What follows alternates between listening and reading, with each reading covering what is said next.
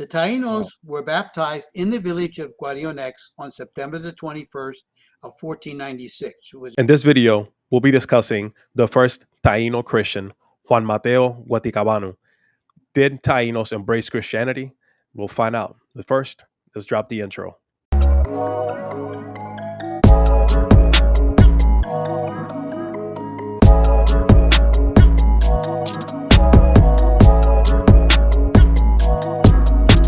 This is the Vegapod, inviting you to look at the issues through a biblical lens. As I mentioned earlier, in this video, we'll be discussing the first Taino Christian and did the Tainos embrace Christianity? And I have a great guest here for us. He's going to help us kind of walk through this. This is Professor Anthony Stevens Arroyo. I had the privilege of coming across this article, and I will link the article in the description of the video. So let's go ahead and give him a go ahead and introduce yourself. Let the listeners kind of know who you are and kind of what you do and stuff like that. I was born in Philadelphia. I was educated in different schools, graduating with a doctorate from Fordham because, like many Puerto Ricans, I had to get a scholarship to be able to do that. And I found my way to Brooklyn College, where I taught religion along with Puerto Rican studies. And my intellectual work has been on topics like this. So I hope I can meet your expectations, Juan. Oh, well, right. The fact is, as you pointed out, that a Taino native was baptized a Christian on September the 21st, 1496. Can't get much earlier than that. That's a secure and undeniable fact. But we are unsure exactly when he died, except that we have information that he professed to be a Christian when he did. Now, it's really hard, even in a wonderful podcast like this, to reduce an academic article to something that can be listened to by different people who are interested in the topic. And so I'm going to focus on a basic question. Was the martyrdom of Juan Mateo Guaticabanu a real martyrdom?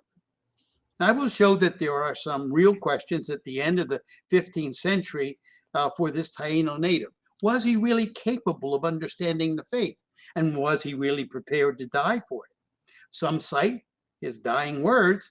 Others say he was just cooperating with the Spanish invaders and that he was killed by his own people because he was seen as a traitor. Now, resolving this issue about which way to look at this is a requirement upon any thinking person. And the answer is not in what we presume we know now about racial connections or religious beliefs or heroism or our own ideas of what things should be. It depends upon the context of those people who were in that place at that time and made those choices. And so the beginning part of this presentation is going to be an awful lot about context. The first thing to be said is that this period of history is called Atlantic exploration. It's Europe's colonization of the Canary Islands, the Azores, and of course the Caribbean. And these took place in the Canaries 1402, the Azores 1427, and the Caribbean in 1492. Now, the reason this is important, that none of the persons who were in, let's call it Quisqueya, for the events that were taking place in this martyrdom or in this death of Juan Mateo Guaticabanu, none of those people knew there was a Mexico or that there was a larger America. And of those that wrote on this episode, including Bartolomé Las Casas, he was a priest activist and historian. He filtered what he wrote about what happened in 1496 and 1497 through what he had seen that happened through the rest of his life. And so sometimes he's guilty of exaggeration or misrepresentation of what is the context of that time. Atlantic exploration. I started out with that idea in these three island groups, two off the shore of Africa and the Caribbean, which we know, off the shore of Mexico and north of South America. It's not just a place, though, when we say Atlantic exploration. We're talking about a policy of religious and cultural understanding of law and social organization. And the basic word that comes up is the name feudalism. It's so easy to get this idea all messed up. We have so many misconceptions of the Middle Ages based on what we've seen by Hollywood And of course, who can forget something like Games of Thrones? No. Uh, but as a social order for the object that we have in mind of creating context, here are some key ideas. Things you probably know, but just to recall right now. In feudalism, land was held in common for the communities of farmers and herders. And a warrior related to the class of chieftains was given the responsibility of defending that territory and its people from attack. Nobody really owned the land. There wasn't any deeds the way we think today of property. And of course, defense was very important at this time at the end of the Roman Empire when you had things like the Vikings and in Spain, the Moors. In exchange for the protection, the people, they were called vassals or underlings, they provided the lord with some portion of food and other products. And this could become money or taxes. Now, of course, in the system, if you refuse to pay, something bad could happen to you because the Lord had at his service people they called knights riding around on those horses with that armor on. And so the question is, what can a 6'4", 220-pound guy mounted on a horse covered in armor with a 4-foot steel sword do? The answer is anything he wants. Right. And so that when we look at the Middle Ages, there was an awful lot of violence. The lords, it must be said, were part themselves of a hierarchy and related to the size and the wealth of their fief, or the lands that they held. So they had names like baron, and over the baron was a marquis, and over the marquis was a count, and over the count was a duke, and at the top was the king. This system in Europe was in fact based on a tribal organization of the invading peoples like the Goths and the Gauls, who overran a collapsing Roman Empire in the period that we call the Dark Ages, when might made right. The tribal nature of this rule, and here's something important, made the system that was in Europe similar to the tribal organization of the native peoples in the Caribbean. As well, who were the Tainos, but also in the Canaries, they called them Guanches or Gomeros. And although the system was started to protect Christian believers against attacks by non-Christians, by the 15th century, most of the violence within feudalism was from one Christian lord against another Christian lord. And that would continue into this period of Atlantic exploration. Just for your information, the 100 Years' War was between England and France, two Christian countries. So what's the time frame there? Excuse me, what did you say? What's the time frame there? Like around what years were these The 100 happening? Years' War lasted for, surprise, surprise, more than 100 years. Dealing. It started in the 1300s and ended Okay, around 1456. Depends gotcha. on how you want to classify that. Now, knights, those big guys with the big swords on the big horses, Yeah. could be soldiers of fortune for hire. El Cid, the famous Spanish knight, killed Muslims for the Spanish king of Castile, and then switched sides and killed Christians for the Muslim lord of Valencia. Wow. And we have knights errant who would just go about looking for some place where they could be employed to rectify a right. It's called Don Quixote de la Mancha. And there's a TV show called The Equalizer, more or less the same idea. Now, Christianity, and this is what's important for your listeners as well as my family, they sought to modify the violence and greed of the system by creating a moral code for those knights and those kings and those lords. We Got it. call it chivalry. And in the system, if someone disobeyed, the pope or bishop or cleric could revoke the obligation of the vassals to pay the lord. Wow. And this was something that the church used at that time. We're talking about a Christian church. It's the only church there was. The Christian church would use that influence in order to create a moral circumstance. All of these concepts, as complicated as they seem, help explain the Atlantic history. And I could go into some matters, but in the Canaries, and this is what's important for our comparison, they had tremendous difficulty with these feudal lords who reigned over these islands. The Portuguese came in, the French were there, the Castilians took over, and of course the treatment of the natives was very problematic. The worst example came with somebody who actually was alive when Columbus was alive. His name was Hernan Peraza. And as a lord, he just treated the natives like they were inhuman. And he would drive on his Wow. horse with the sword and chop the heads off of the Wow. people just as you drove along. Well, one day they made him fall off the horse and they beat him to death with stones and clubs.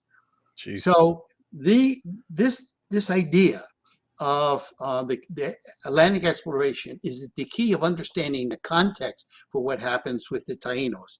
And it's worthwhile saying that Queen Isabella, who was also the one that gave opportunity for Columbus to travel to the New World, she addressed the rights of that Hernan Peraza, and she replaced the rights of the lord, the feudal lord, with a governor working under her control through the church in order to rectify the situation. And this happened in 1488 in Gran Canaria and in 1497 in Tenerife. So Okay. 1492 comes right between 1488 and 1497. And so you can understand that Queen Isabella saw whatever Columbus did through the focus, through the viewpoint of things that had been happening in the Canaries, where the lords Got it. had been excessive. And it was really Now, sad, but Columbus was a, entrepreneur, and yeah. he negotiated rights to be a feudal lord in the contract for the exploration that was given to him with King Fernando and Queen Isabella. Quick And question here. yeah, So Queen Isabella wasn't aware of what was happening. I guess with Hernan de la Raza. She wasn't aware what was happening in the islands. just the opposite. She was supremely aware. Okay. And when she finds out, she reacts the way she reacted about the Got it. Canaries. So Okay. she wanted to see justice done there. She was called La Católica for a reason. She was very religious, perhaps one of the most religious people in the history of Spain. Okay. Um, and so uh, Columbus, as we know, he explored and so forth and so on. But the key is he thought of himself as a feudal lord, and he thought of the natives who were on the islands that he discovered, the Tainos, as being his vassals. And he was going to treat Okay. them the way that the lords of the Canaries had treated the Guanches and the Gomeros.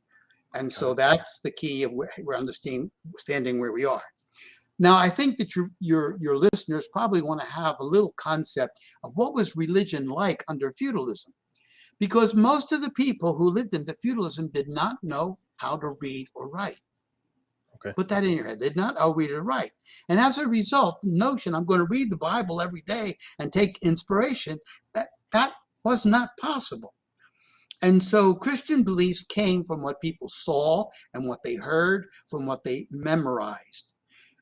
In fact, even the notion of sacraments, baptism, wasn't done in a church.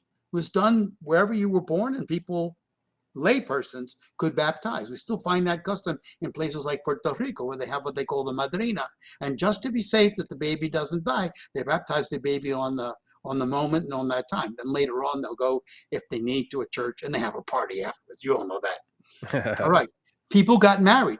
They didn't go to church for married. In the Middle Ages, if you held the hand of the person and faced the cross and promised to be true, you were married. Okay. It's interesting. Did not know that. Yeah. That's the way. The idea of married in church is something that comes much later. People heard the gospel words, and they had it in hymns. They went to church not every Sunday because of distance and travel, except if perhaps if they lived in the town. But the peasants would live on the farms, and they would go to the churches for big feasts. They would go at the harvest time for the feast of, say, of Saint Michael the Archangel, or they would come in the springtime to the feast of the Annunciation. And these were the times that they came on pilgrimage to the church, and it was then that they would see things like the stained glass windows, and they would hear these sermons. But their faith and their understanding came from these stories, from these tidbits, from images that had been communicated to them. Now, that's the way the ordinary people did it. In Spain, which is the context of where we are, there's a very important matter, which is that in conquering a land that was held by the Muslims, the expectation was that the people who were under that lord would follow along with the religion of the new lord. Okay. But by experience, it was seen that you couldn't really just force people into the religion. So there was a great effort in Spain to speak Arabic to the Muslims to convince them to become Christians, and do the same with Jews. And so we actually had the case. And when they would do this, I would say in what they called disputas, so they would have these big public fora in which Okay. one side would debate the meaning of the gospel or the meaning of scripture or what was logical about God's nature and salvation. And they would do this, and then they would allow the people to listen to these learned people debate. So Uh, that's similar to how in the scriptures when you see Paul engaging the two from different he's going into that's right, synagogues in the or Areopagus. That's right. yeah, That's right. I got it. Yeah. Okay. And in this case, in Spain, it had mixed results. But there are moments, as for instance, in the middle of the 12th century, Solomon Halivi became Pablo de Santa Maria and the Archbishop of Burgos. And then Wow. his son became a bishop as well. So there were Wow. these notable, what they call conversos, of people that would become and change their religion. And the idea that people should be converted was taken up in a very serious way. There was a Franciscan by the name of Ramon Llull who founded the Franciscan Missionary School at Miramar in 1272 in order that all the missionaries would learn the language of the people to whom they were speaking. And this is also found in the life of Francis of Assisi, who goes to Egypt and speaks with the Sultan there and learns about the Muslim faith. So Got it. this is a tradition of understanding and tolerance and outreach that adapts itself to the culture of the people in the place that we sometimes neglect. Even in these our own times, we expect people to be like us in order to become, to become American, you've got to become Protestant, or to be Spanish, you have to be Catholic, or to be German, you have to be Lutheran. That's the way people spoke at some one time. But it's interesting to see this kind of glint of change. Now we'll go to the second voyage of Columbus when all this took place, and it's all stuff you've heard in school Can thousand I and one ask one times. quick question? Earlier, when you were talking about Columbus and trying to do things similar to the way they did it in the Canary Islands, did he go to the Canary Islands? Yeah, he stopped on the Canary Islands, and he Okay, was so he actually related to a Portuguese woman who had an estate on a small island called Santa Cruz okay, near Madeira in the Azores. And it okay, was while he was there, he picked up the notion of the African current that would take him across the Atlantic. So that's got it. a that, So he had firsthand experience as to why, we can kind of see why he was intentional of trying to implement that when he went, to the Caribbean, because that's yes, kind of what he yes, yes. saw. Now he was not involved in the sympathetic way with the Canarians, that's to say the Guanches, the natives. Okay, But he was aware that this had been an issue, and therefore he was got it. conscious of the fact for him to have success in what he intended, he had to satisfy the religious expectations of Queen Isabella. Got it. So if you want to read about the second voyage of Columbus, there's a great deal in Las Casas, who was not there, and also a Dr. Diego Alvarez Chanca, who kept like a diary. And Okay. it really went from bad to worse. So prepare yourself. Some interesting facts, and I know this is interesting to the topic. After his first voyage, Columbus took 11 Tainos from the Lucayas, which are islands a little bit north of the island of Hispaniola, as he called it. And of those 11 that came back to Spain, 7 became Christians, survived, and they were brought on the second journey to be able to be translators. All right, Okay. so both men and women Indians who had been baptized. And in the What second, year is this? Sorry. excuse me, Around what year was this? November of 1493, Wow. 1 year Okay. after he had returned, less than a year after he had left for the Okay. initial voyage. The second voyage had 17 ships. The first one had 3, 17 ships, and 1,300 men. Women didn't come until the third voyage, and there were only 4 of them. Columbus borrowed the money to finance the second voyage from the King and Queen of Spain. With the, I shouldn't say that the right way. She was Queen of Castile, he was King of Aragon, but you'll get that idea of the Catholic kings, they called them. So in order to get the money to buy the ships, to pay the people and so forth, he said to them, well, I'm going to be Lord and I'm going to pay you back once I get rich with all these discoveries. So give me a loan now, and as I make money, I'll be able to pay you all back. But they weren't so foolish and so naive. So they sent a learned friar Mim, a scholar. His name was Bernardo Buyel, to set up a deputation with anybody they would find, because they expected to be in China within the fortnight. That they were on the way to China when they came to the Caribbean. There were also Franciscan lay brothers and a brother of the Geronimite order as a catechist, which we'll talk about him because he's really key to this. They also, knowing how badly things had gone, because the lords were in charge and they were the only law, the king and queen sent a police, 20 mounted light cavalry. They were called lanzas jinetes, and they were part of what was called an hermandad. So this was a pious religious group that pledged itself as chivalry to serve and to help the poor and protect them against danger. And the king and queen did not want to let Columbus be the only lord because of the bad experiences they had seen with the experience in the Canaries.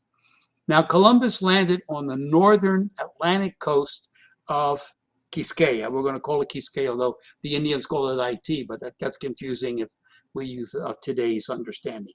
So they named the settlement Isabella after the queen. I mean, this guy Columbus was a real smooth talker. And but the first thing he built was a stone house. It's still standing, by the way. It's been reconstructed. And in it, he put the weapons and the food that he had taken from the ship. And only he had the key. Okay. All right. Within 3 months, people were starving. 1,300 people were going food because while they had flour, bacon, ham, salted codfish, bacalao, garlic, and turnips in the storehouse, what the natives had to offer as food was casabe bread, berries, pineapple, yame, batata, boniato. They ate termites, believe it or not, Wow. the insect Okay. larvae, fish, and mussels. It was very little meat, next to nothing. We had little hutillas, they called them. They look like a rodent, and tiny birds' eggs. A Spaniard ate in one day what a Taino ate in a week. Wow. So he lands in November 1493. January of 1494, he sent one of his men, Antonio Torres, back in 4 ships to get more supplies. And the men who were starving tried to steal the food out of that storehouse that he had.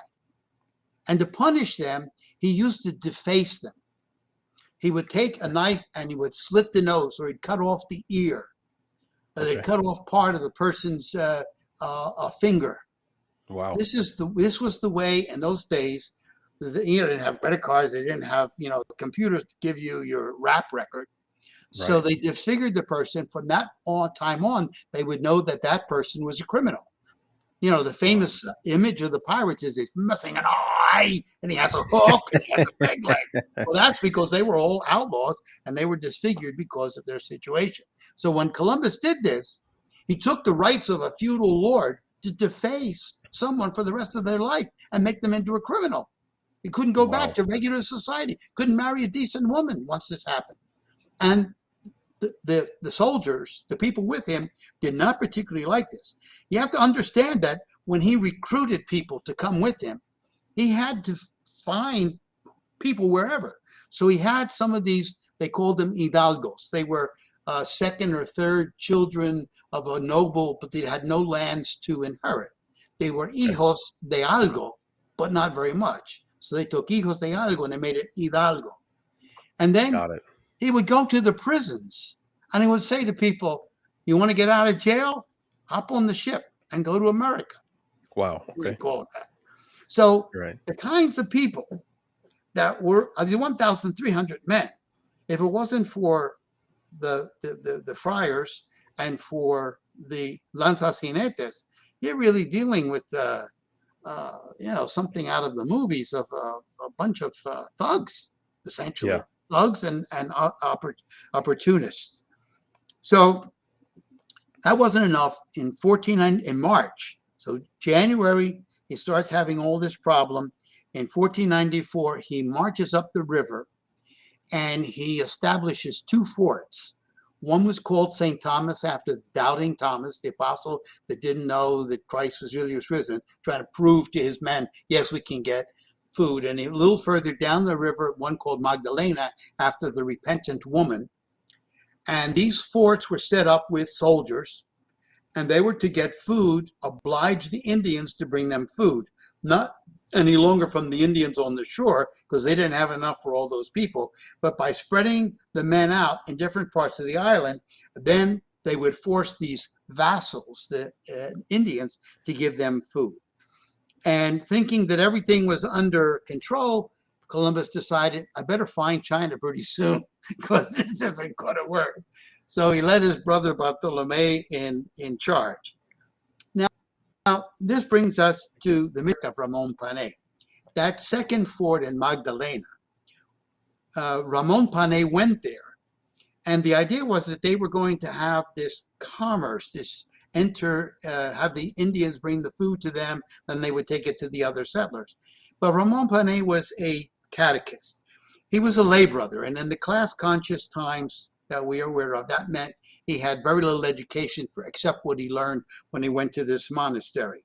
He belonged to the Geronimite order, which was a reform movement dedicated to reading the scriptures and meditating on them for deeper spirituality. Become something called Devotio Moderna with the Brothers of the Common Life, and was very appealing to John Hus and to Martin Luther as a kind of Okay. way of putting scripture first and foremost. And Panay lived in that village under a cacique with one of these long names. I'll only say it twice, all right? It's Guano Boconel. And the area was on the border with Cibao, was called Nahue, and the dialect spoken there was called Macorix, because the words are still found in the Dominican Republic. So the cacique gave him access to a bohío, which was a native longhouse. That's the Okay. whole clan would live there. There were 16 Tainos in the house, including 5 male brothers. One of the male brothers was to die, but the remaining 4 were later baptized. Now, this family was one of the tribal workers. They were called Naborias in the native language. And they were supposed to attend to the needs of Panay, give him food and whatever else he needed, water, clothing, whatever. And this is the pattern of native hospitality the world over. You'll see it in encounters in Africa and Australia and what have you. Now, as could be expected, living among the Tainos gave Panay familiarity with the language so that he could get what he needed. But as a catechist, he started to talk religion. He wrote down the descriptions of the native beliefs about the creation of the world, and he listed the names of the various spirits who were depicted in carvings of stone and wood as guardians of plants and weather. And like every Christian would do, he called them idols. Panay was credited by Las Casas as being one of the only Spanish missionaries to, quote, have some zeal and some goodwill. Since he was an ordinary fellow who didn't know better, he could only teach the Indians the Hail Mary and the Our Father. As much as he could, he led them to understand in a few words, with much confusion and serious gaps, that there was a God in heaven who was the creator of all things. So that's Panay there, working hard at doing the missionary work, not so much of preaching the gospel, but of giving these stories, of working from questions and learning the language with the people who are given to him under his charge. However, back on the ranch, as they say, in September of 1494, so he's there from April. In 1494, the Friar Membuyel and the head of the Jinetes decide to commandeer the ships and go back to Spain, and they sued Columbus. And you can still see their complaint, and they have lists of all the names and everything. They said it was fraud. the guys who were there in the Hermandad were trying to defend the Indians. They said, instead, we're going around stealing from the Indians. This is not what we bargained for. And Wow. Boal, who wanted to have these great, disputas with the great, he was dealing with Indians. You, me, quiero, those. He was Yeah, totally yeah. disenchanted with the idea, and he certainly wasn't near China. Quick So, question. yeah. Earlier you mentioned how Ramon Pane was with the cacique. How did he get access to the cacique? Like how did that Well, kind the of play cacique out? there were soldiers right across the street. No, okay, Those soldiers would bring us food, or else. got it, So the cacique, oh yeah, I'll be your friend. You be your friends. Now, the soldiers promised to defend that cacique from other bad caciques, but gotcha, it's not a happy situation. But as a gesture of goodwill, he let Pane have this house and live inside the community, got which it, is how it all got started. gotcha, Now, Columbus is running out of money. And so what he does is he takes 500 rebellious Tainos, puts them on a ship to be sold as slaves in the market of Seville. wow, Queen Isabella found this out. That's a no-no with Queen Isabella. okay, They had done it twice with the Canaries, and she sent them back to the Canaries and eventually relieved the Lord of his power because he was enslaving innocent people instead of trying wow, to bring them to the faith. And she did the same thing with Columbus. He had to take those 500 Indians and at his own cost, bring them back to the island. wow. Okay. Quick question based on that. So Queen Isabella was very passionate about opposing the enslavement of the natives. Now, around this same time, we also have the enslavement of the Africans. What was her position on that? Was it a similar position? Was it different? Do we know? They she wasn't there when African slaves were taken by Spain or Castile. Got Okay, it. that happens much, much later. It happens And so after. she's not a part of that. Understood. The Moors who were in Spain, some of them were black, Muslims had kept slaves. Okay. And so slaves would be passed on from one family to another, Got it. black slaves. Okay. Got it. And they were common in Spain. So what she was against was not getting rid of the slaves that we now have. She was against making any innocent people into slaves based on the fact that they're not Christians, that they're Indians, that they're not Got it. white. Got it. So that's where she's coming from. So Got it it. was against extending any further slavery. Got it. And she did this for the Guanches, who, by the way, are white. They're from a Berber stock. They would look white today. Gotcha. So I think we can say Queen Isabella was the best of the Christian rulers at this time. Okay. I mean, it's really to her credit. Now, here's we're going to summarize this before we go on to the other stuff you want. And I forgot to put my little timer on. How are we doing on time? Oh, you're good. We're about a half hour in. Oh, good. So let's roll. Yeah, you're fine.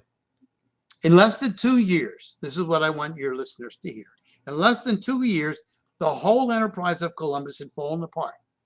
He faced rebellion for lack of food and his own high-handed pretense of being a feudal lord.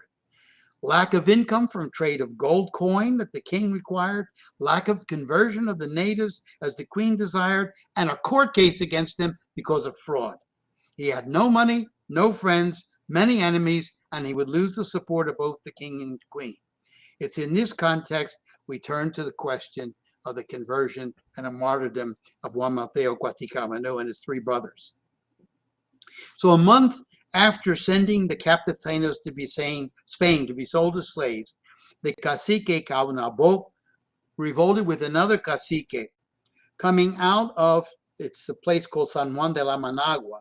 It's inside the mountains of Cibao. They attacked Fort Magdalena. They killed 10 Spaniards, and then they attacked and killed 40 other people in the settlement. Pane was at Magdalena when the attack and revolt began. In pursuit of the rebels from Isabella, Columbus led a military expedition along with the cacique near him, Guanguari, who was his ally. And it's interesting that they were Tainos and Spaniards fighting against other Tainos. So just to say this was a racial thing really doesn't jive up with every situation that developed. Got it. And in what he described as the Battle of La Vega on March 27th, 1495, Columbus claimed Our Lady of Mercy appeared in the heavens and gave victory to the Spaniards. He built a settlement to control access to the north, and that place became the oldest permanent town in all of the Americas, Concepcion de la Vega. And he put his brother Bartolome in charge of that settlement, which was also a fort, even though they had a big cross there, and it was to control what was coming out of Cibao. Caunobo was captured and imprisoned, but Columbus knew that taking more prisoners would only spur more revolts, and that would weaken his situation and spoil his future success. So here we go. In April of 1495, he asked Ramon Panay, the lay catechist, to come to Isabella with his catechumen, who's that Juan Mateo Guaticabanu. So the two of them go to where Columbus is, and Columbus tells Panay, I want you to go to the town of the chief of the Cibao, Guarionex, and convert him to Christianity. Okay? So that was to satisfy for Columbus the expectations of Queen Isabella. Columbus offered a baptized Taina in marriage with Guarionex to cement the relationship. And if you recall, this is the feudal expectation. First, that if Guarionex became a Christian, so would his people. And second, that once baptized, he would fall into the feudal chain of command under Columbus and the Catholic monarchs. And the idea is if you have a Christian wife, then you're not going to attack Christians, so that's part of your alliances that you've made. And in fact, one of the daughters of Guarionex had married a male Christian who had come back from the first voyage. The nearby fort of Concepcion de la Vega became the Spanish foothold in the area under Guarionex. And it goes back to the question you asked before. The soldiers were there, so they wanted you to convert and be friendly. But if you didn't, they're soldiers who had superior weapons, by the way, to what the Indians had. And as with feudal serfs, Naboria of the Tainos were supposed to stay in the village of their cacique or their tribal lord. Now, Panay had said that he wanted to bring with him his male servant, Guaticabanu, and catechumens because they could speak the dialect of Macorís and the language of Cibao. And he also wanted to keep those people with him that he had worked so hard to travel.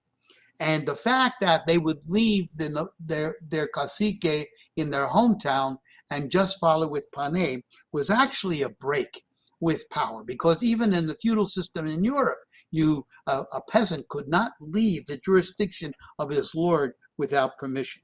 So this is important. Panay would later write in his history that he was in Cibao for almost 2 years, which would mean to March or April of 1497, since he had been there 1495. Now, what happened when he was there? The things that he achieved were basically wiped out. The Tainos were baptized in the village of Guarionex on September the 21st of 1496, which is what we said. It was the feast of St. Matthew, one of the apostles, and therefore the eldest of the Taino brothers, Guaticabanu, was given the Christian name of Juan Mateo, and Guaticabanu, which was his name in Taino language, became his surname. The baptism may have been celebrated in a way to impress Guarionex that this is what's going to happen when you become a Christian. Guarionex, according to Panay, learned to recite the Our Father, the Hail Mary, and the Creed. And he did so 3 times a day, which was the custom. You know, they used to ring what they call the Angelus bell at 6, at noon, and at 6 p.m. And so people would stop and pray those 3 times during the day. It's also likely that these were recited in Latin, which means that the Indian Guarionex and his followers really didn't understand the words of what they were saying. Guarionex did the same as his fellow cacique, and he gave access of a bohio to Panay and the baptized Tainos with him. Panay brought some Christian statues with him. These were likely small and made of wood, and he put them in his bohio. But events outside the village radically changed the dynamics of conversion. In October of 1495, Juan de Aguado arrived from Spain You don't have to remember his name, but he was the Inspector General with Okay. royal orders to suspend the rights of feudal lord of Columbus. This is what Wow. Queen Isabella had done in the Canaries, and this is what she did because of all the tales she had heard from the people that had returned and described what was happening. Got it. So Columbus was trying to defend himself. He said, let's go back to court. And he wanted to go with Aguado, but there was a hurricane and they were unable to leave in November. They had to wait till March of 1496. And it's at this time that Columbus probably spoke to Panay and got some feedback about what he understood, because there's an issue that I raised in the article about how did people in Europe before this publication, Panay's report was never published, but how did they find out what was in it before he had even finished it? And it's probably Got because it. he spoke to Columbus.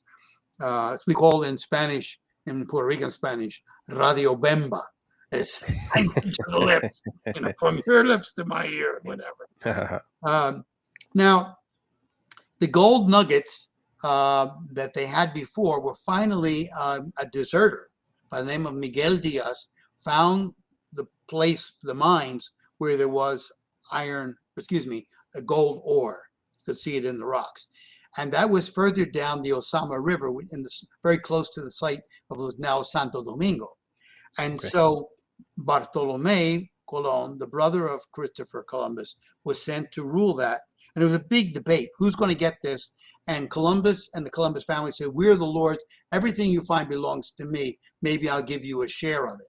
Well, this disenchanted all kinds of the explorers here, because they were said, if we find anything, it's just going to take it away from us.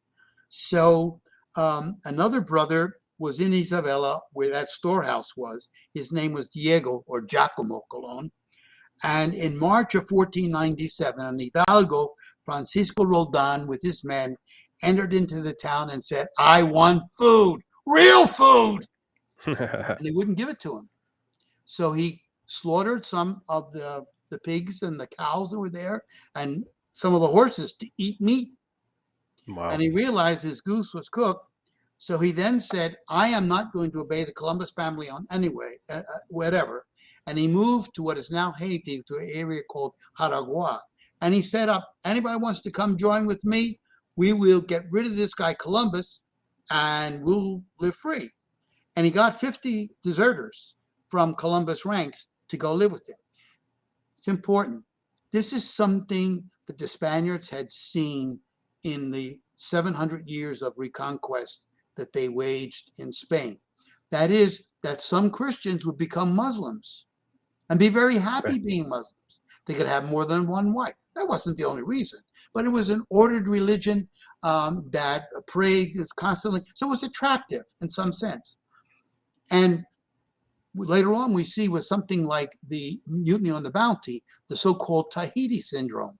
Why go back to the rules of organized society when you can live? The natives will bring in this food. You have more than one wife. You don't have any obligations. Nobody's going to tell you what to do. They'll treat you like a lord. And so this was the situation with Roldan.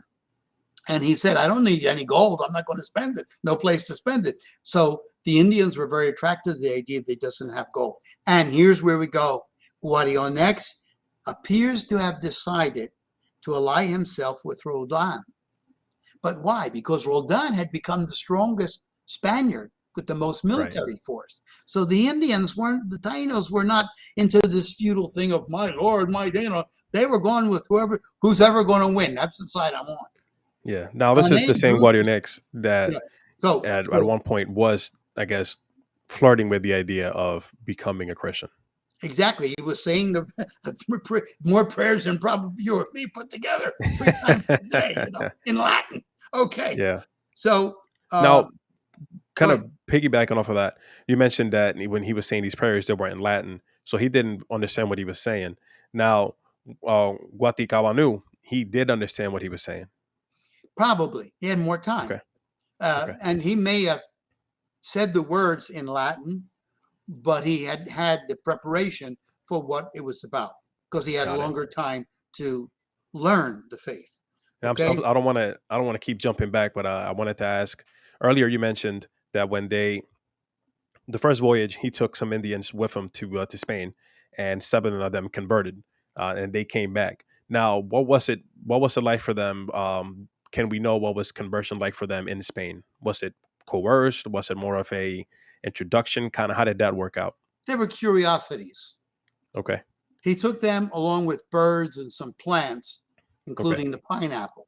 First person okay. to eat pineapple was King Fernando, to prove that he had been, in a new place. Got it. Um, they had no rights. They were baptized, but they probably, as with Panay, if there was any kind of persuasion, it was, well, why not do it? I mean, they're going to give you clothes, they're going to give you this, they're going to give you that. So Understood. now they were important in the story because, as I said, they were used in the feudal way for marriage to make the agreement. Right. Now you mentioned when they came back, one of the men was married to one of Guatinex's daughter. That's right. Okay, That's Game of Thrones all over. I mean, got it. I Got it. mean, that's the way to understand. If you don't understand that, you're not going to get what is the context for all this happening. And Got it. remember, when Guadionex kind of like distances himself from the faith, which is something that Panay picks up. Panay was in the town of Magdalena, the fort, when it was attacked. So he saw what was coming, and he transferred himself along with his converts who had been baptized, and they went to another village with another cacique that was close to where Guadionex was. But Guadionex had left that town, that building for him, that house, and there were 7 of Guadionex people, Naboria, who were in that place with the statues that Panay had left. So a month after Panay's departure, it was the sowing season for the Tainos, which typically took place with the appearance of the Pleiades constellation on the horizon. This is in April, towards the end of April, and it's also the rainy season for the Caribbean, which is why it was the time for planting. 6 men under orders from Guadionex entered the hut left behind by Panay and demanded the 7 catechumens to surrender the statues. The 7 refused to hand them over. So the 6 Tainos sent by Guadionex took the statues by force. They allowed the catechumens to flee southward to Santo Domingo, where Bartolome Colon held the garrison. Note that they were not faced with the choice of death because they weren't Christians. They had not been baptized. Now the 6 men broke the Christian statues apart, and they tossed them into the ground of the mounds where yucca and other plants were planted. Then they urinated on each of the mounds. This was a fertility ritual. It was not unlike what natives did with their own small statues or semillas. However, when the 7 catechumens told Bartolome Colon of what had happened, he viewed the ritual as a pagan desecration of sacred Christian images. He traveled north with a squad of men, captured the 6 perpetrators, and burned them at the stake as heretics. Okay? Reprisals from Guadionex did not take long. He plotted to kill the Christian Tainos at the collection of the gold nuggets, which was the hated form of taxation imposed by Now, Columbus. The plot was just to uncovered, and this probably means that there was somebody among the Indians that said, I think the Christians have a better idea. Whatever it is, we know that eventually the 4 men, including Juan Mateo Guaticabanu, were killed by Guadionex men, probably in ambush as they were on their road leaving the one village to go to the village of their birth to see their parents, their mother and father. We don't know their mother and father, but at least their kinfolk. And yeah. Panay records that they died proclaiming Dios Naburi Daka. Since Panay was not present at the ambush, he heard this testimony from eyewitnesses. He must have believed them. He thought they were faithful. No doubt in the turmoil of times, some of those who saw what happened came to believe in the Christian God. Perhaps even the example of faith, of fearless death by Guaticabanu convinced them. In his own language, Guaticabanu proclaimed that he was a naburi, that is, a servant of Dios, using the Spanish word for God, none of the names of the gods with whom he had grown up. Now, we go to the basic question. I'm wrapping this up now.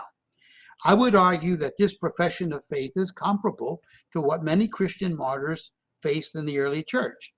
Remember, the Romans killed these Christians not for their beliefs, which they labeled as superstition and they could ignore, but they killed the Christians, the Romans did, for the refusal to burn incense before a divine emperor.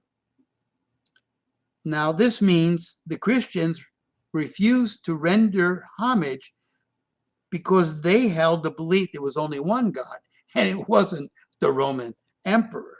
Right.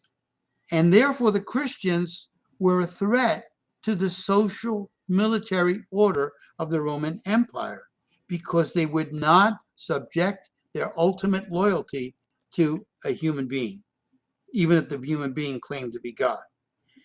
And so I think we can say the same thing for Guaticabanu.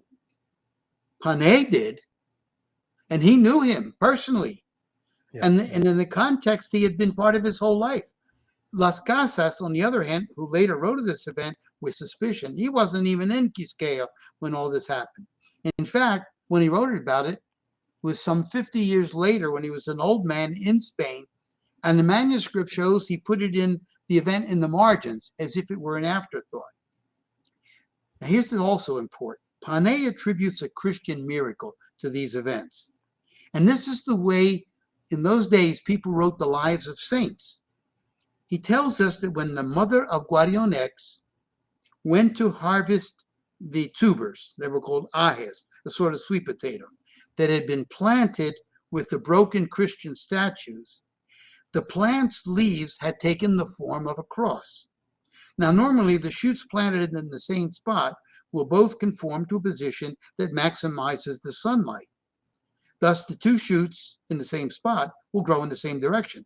However, in this case, they grew in opposite directions, making a cross. This is, at the very least, uncanny. That is to say, it's not normal. Whether it's a miracle, whether you would call it a miracle, I would call it, the person who was there, Guarinac's mother, said this shows the power of this Christian faith.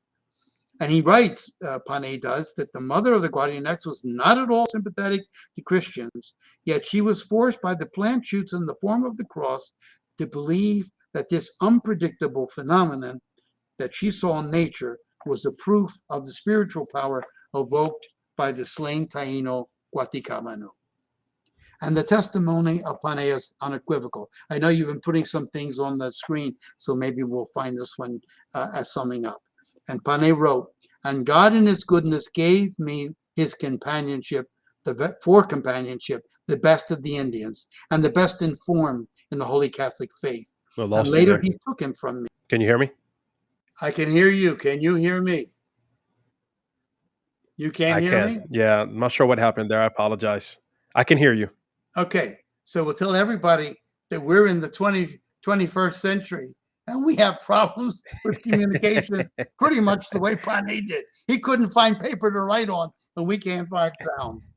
So let me just read this last quote, and because I think it's very powerful. And this comes from Panay, and this is my last observation. And God in his goodness gave me for companionship the best of the Indians and the best informed in the Holy Catholic faith. And later he took him from me. Praise be God who gave him to me and then took him from me. Truly I held him as a good son and brother. This was Guaticabanu, who later became a Christian and was named Juan Mateo. So I think based on the context supplied by this explanation that I've given, I think we can say that Juan Mateo Guaticabanu died as a Christian martyr, the first person born in the Americas to embrace the gospel of Jesus Christ and give his life for it. Gracias. Amen. That's awesome. So I guess one of the things that I remember, and actually I think I found this in the Ramon Panes book. He talks a little bit about one of the caciques after they leave Guarionex, they go with Maviatue. Yeah, Now, from what I see, Maviatue does embrace the Christian faith. Um, Now, can you tell us a little more about that? Is there a little more than we can know about that event? Panay writes that after the fact. Apparently he finished his writings after, of course, the martyrdom, the killing of his convert. And he wrote this up with some other reflections, and he gave the manuscript to Columbus. That was his report. He was done. He was gone. And this was in 1498, when Columbus was still fighting these battles, the court case, and had to reconcile with Roldan. Roldan Okay. was killed when there was a hurricane and was killed on the ship going back to Spain. So people are saying it was a curse and, things like that. So it's Yeah. really an ugly history. Um, but it is clear that the efforts at converting the natives had some success. And what we don't know, except in the case of Juan Mateo Guaticabanu, is how much of this was this feudal business that we had seen with Jews who then later on renounced the faith. That's why they had the Inquisition. It was what called people going back on their word.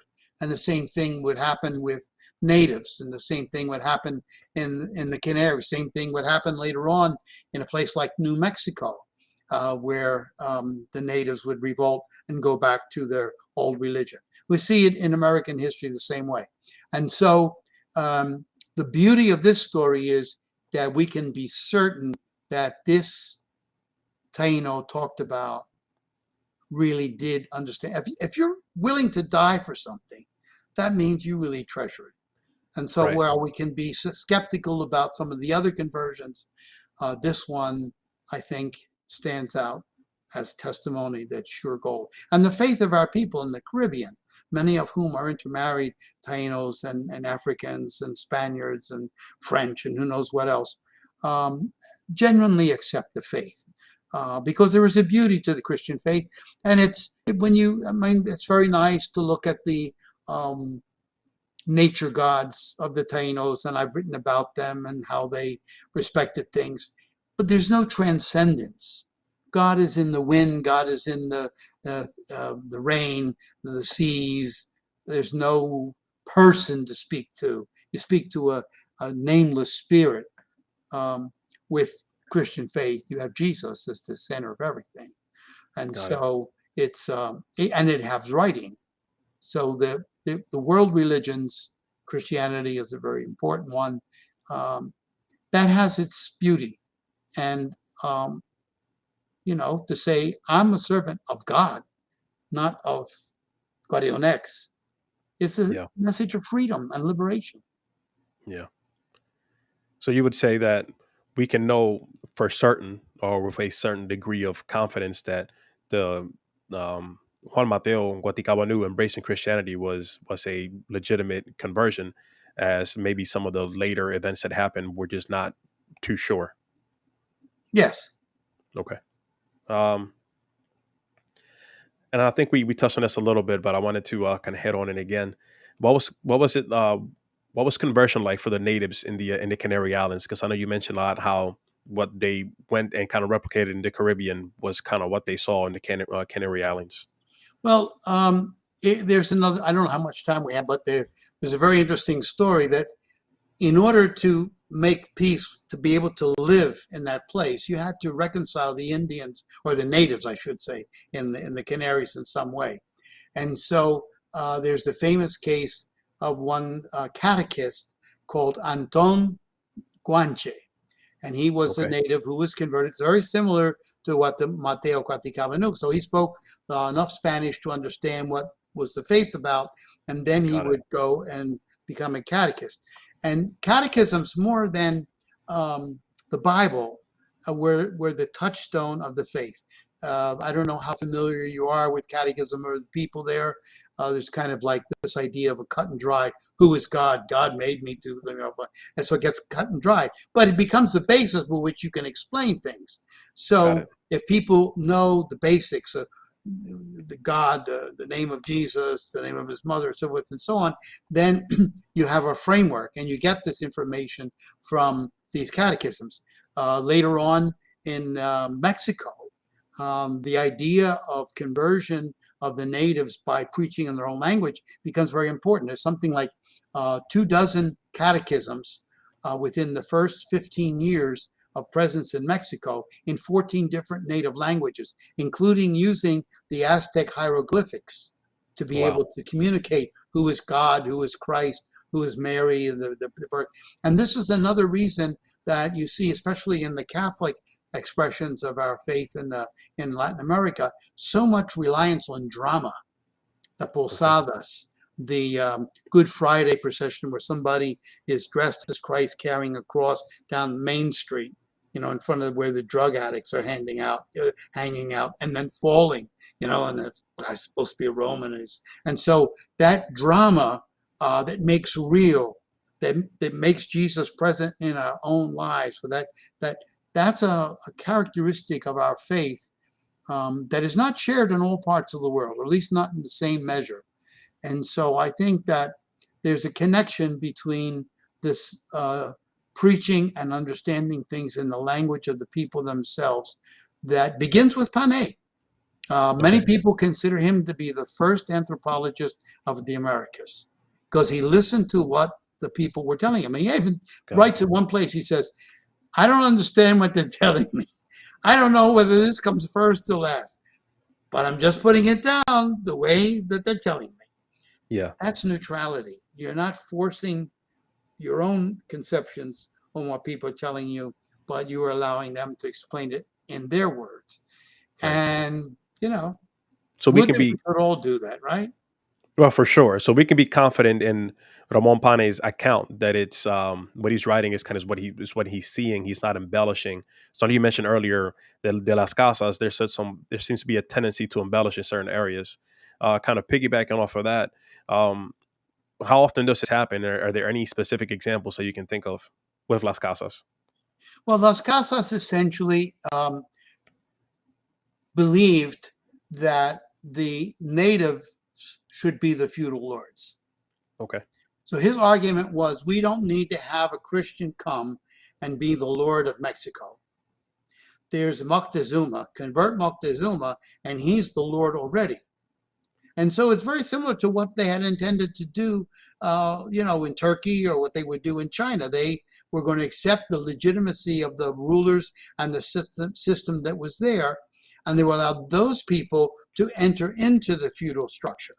Got it. Okay, and the superiority that the Spaniards and later on the French and the Portuguese and even the English would hold is to say, well, we have the true faith, Got it. and so they can have their systems, but they must allow us to preach the faith.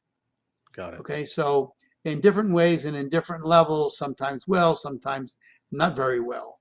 Uh, we see this effort at preaching the gospel without force. Okay.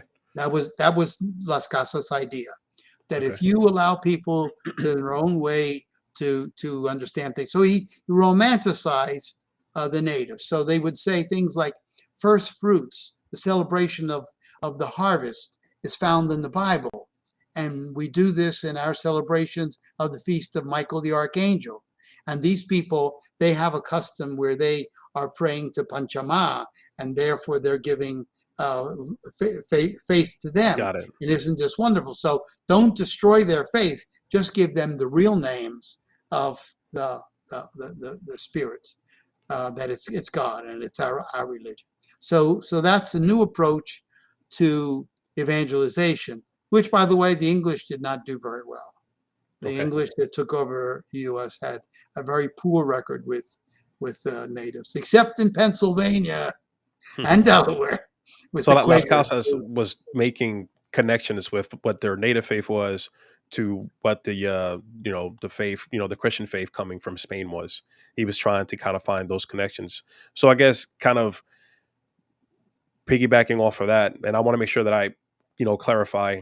Um, does Las Casas embellish in his writings? Can we say that there's things that are just maybe not factual or not accurate? Numbers. Numbers. Okay. So not Yeah, necessarily the data or the events, but maybe his numbers are somewhat skewed. somewhat. A million died. And, if you figure out that they've done this, how much yucca could you grow if you had every square foot of land for yucca? And how many people would it feed on a yearly basis before they would starve to death? 60,000. So it's not a million people dying. You know, it was a significant number. So Got it. his numbers are really not reliable. So he tended to exaggerate when it came to numbers. But Got it. he was wonderful in the things that he saw, and he was a polemicist, an apologist, to be able to uh, fight for his ideas. Okay. Okay. Um, let's see. In Pane's work, he says many more are Christians now. This is in 1498. Can you give us an estimate of how many more? Is there a way to know? I wouldn't have any numbers on that. The Okay. best you could do is to talk about um, the caciques who were defended. Okay. But you also had a terrific issue of disease. Okay. The Spaniards brought with them a tremendous number of diseases from Europe and contagious diseases from Europe and Africa. And they had antibodies acquired through marriage and through descendants. One Right. person has a disease and they have the antibodies in them and they can transmit them to their descendants. But the Indians didn't have this. Got it. So the acquired immunity deficiency, AIDS, okay, syndrome, is essentially what let smallpox just, you know, plow its way through the populations of the Indians. It's basically smallpox. We have monkeypox now, and we certainly saw with all of our vaccines and our technology, 1 million Americans died from COVID in the period of, Right. what was it, like 20 months. Yeah. So these effects are magnified in a society with very few controls over water purity and Okay. contact and so forth and so on. And then it all cascades so that not enough people to farm means that the survivors of the disease will also die from hunger. The Black Death in Europe, the plague, in which is the real cause, the end of the 100 Years' War. They just no more soldiers left. There, Yeah. people were dead. Communities were Okay. there. So those things are devastating, and that becomes the real issue in the Caribbean.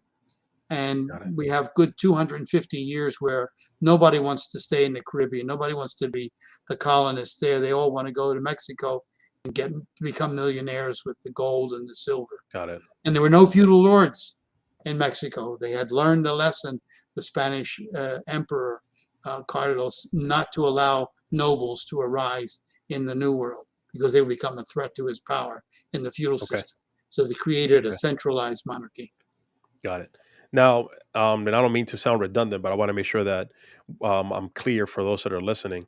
Las Casas does confirm the conversion and martyrdom of Guaticabanu. Therefore, should this be considered a historical fact? He confirms the fact that he was killed, Okay. but he says the Indians, they didn't understand the faith. They didn't Okay. have any grandiose. They just were killed by the other Indians because they were dealing with the Spaniards, and that's what it was. But he Okay. says, however, he gives a little, note to. He says, Right. well, he's probably in heaven as because he became the price, the penalty, suffered the penalty for Right. all the nasty things that the Spaniards had done to the natives. Okay. Now, what would be some reasons for him maybe being hesitant to embrace it?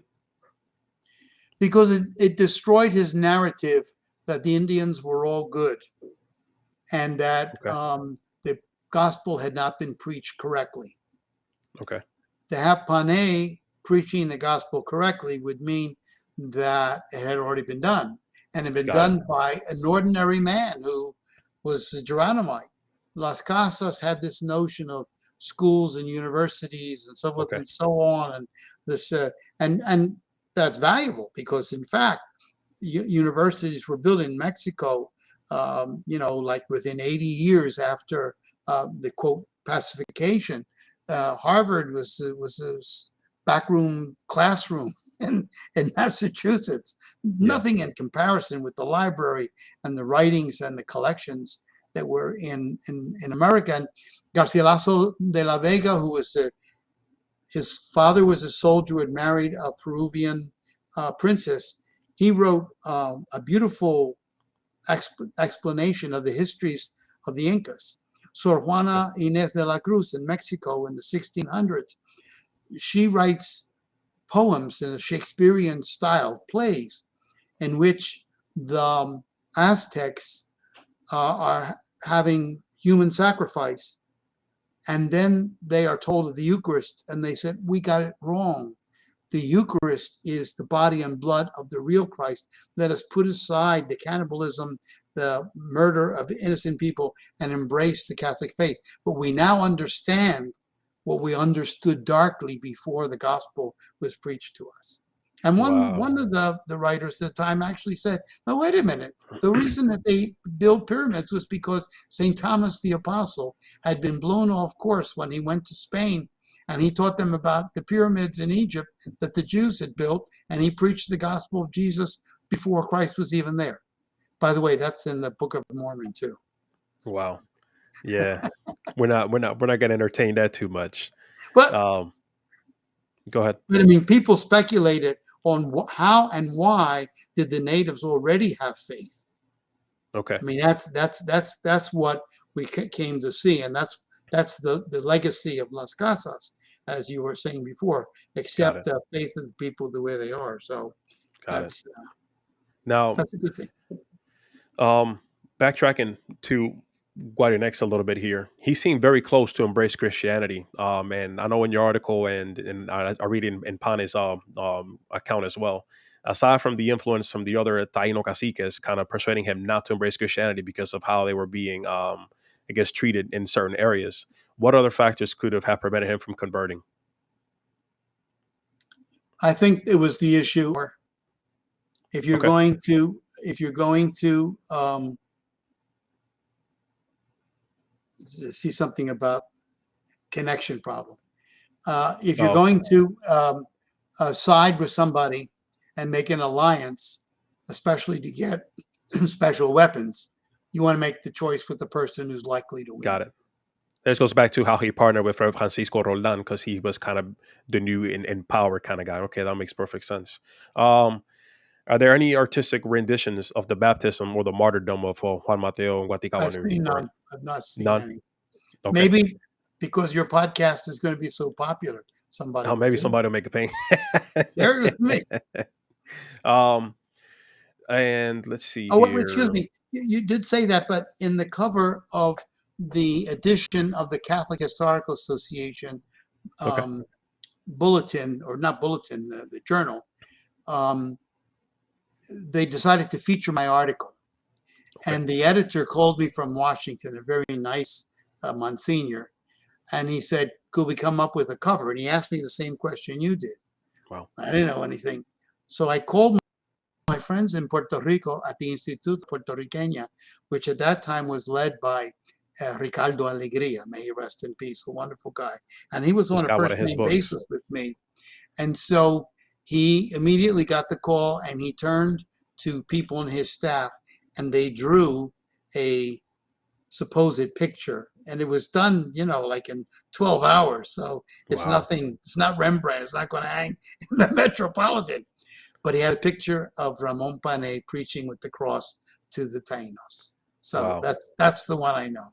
And Okay. that was Because sent to the Vatican, I and it remember you was were right telling me. around the time that John Paul II went to commemorate the 500th anniversary of Christianity in the Americas. Wow. And the organizer for the event, which took place in Santo Domingo, in the town of Santo Domingo in the Dominican Republic, was the Cardinal Archbishop of Buenos Aires, who today is Pope Francis. Wow. Isn't that So something? yeah, and so after a couple months, the journal put down, and our journal with the article on the Tainos, Juan Mateo Guaticabanu, was handed to His Holiness the Pope in preparation Wow. for this trip. Awesome. Um, and I know we're getting ready to wrap up here.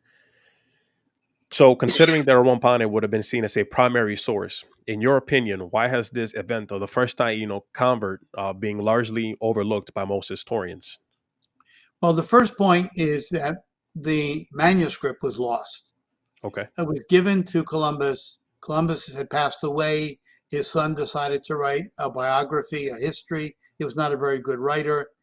And he took the text and he just put what Panay put down, just put it inside the collection. It was never published.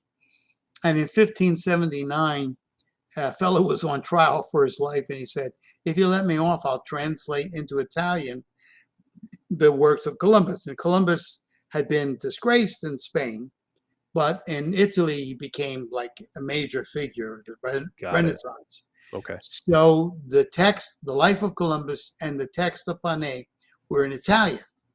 Okay. But when you go from this quick translation Spanish into Italian, lots of things get confused. So the names of the gods, the names of places, some people thought it was all made up. Okay. And it wasn't until the 70s when one of my mentors, Jose Juan from Yale University, Yeah. said about looking at Pane. So he retranslated back into Spanish, and then he consulted the words in the language that is still spoken in parts of the Caribbean, as called Locano, which is very Yeah. close to what the Tainos had, and he was Okay. able to reconstruct phonetically what were the original names. And when you did that, Wow. all of a sudden things become very clear. So this is So recent history. yeah. And my Yeah. book, Wow. Cave of the Hagua, builds on that. So Wow. it explains that the name of the god was his eyes don't blink. And then we were able to Got figure it. out that that is a lizard, because the lizards don't blink. They have other kinds of things. So was Gotcha. it a spirit of being in the sun and looking like a rock? How can creatures do that? Well, they had a story about it. So Yeah. um, Okay. so that text, that's the major reason. It was unknown Got to it. people writing history until the Wow. Did not 70s. It know was that. not seen.